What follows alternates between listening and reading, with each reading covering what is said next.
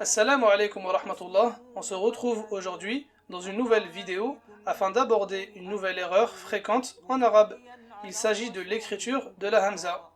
Beaucoup de gens ont tendance à écrire certains mots comme ibnun qui veut dire fils, ismun qui veut dire nom et imra'atun qui veut dire femme en y ajoutant un petit signe que l'on appelle en arabe hamza, alors qu'il devrait être écrit sans.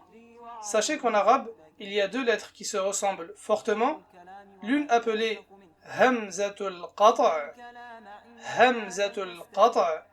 et l'autre est appelée hamzatul wasl, hamzatul wasl. C'est un alif qui porte les différentes voyelles, appelées harakat, mais dans lequel on ne trouve pas le petit signe.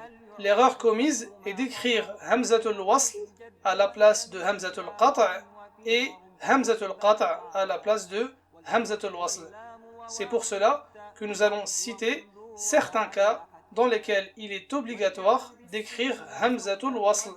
Premièrement, dans les mots suivants: ibnun, ismun, imra'atun, ithnani, ithnatani, qui signifie le chiffre 2.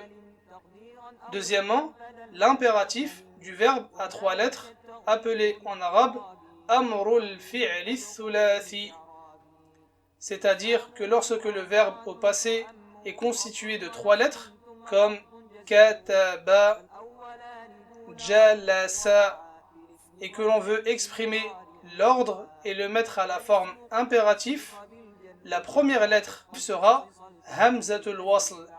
On dira pour l'impératif de kataba uktub et pour l'impératif de jalasa ijlis.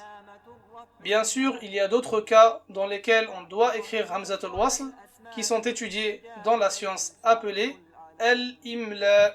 Et parmi les livres recommandés dans cette science, il y a le livre appelé Qawa'idul Imla wa Alamatut Tarqim du grand savant Abdus Salam Haroun rahimahullah.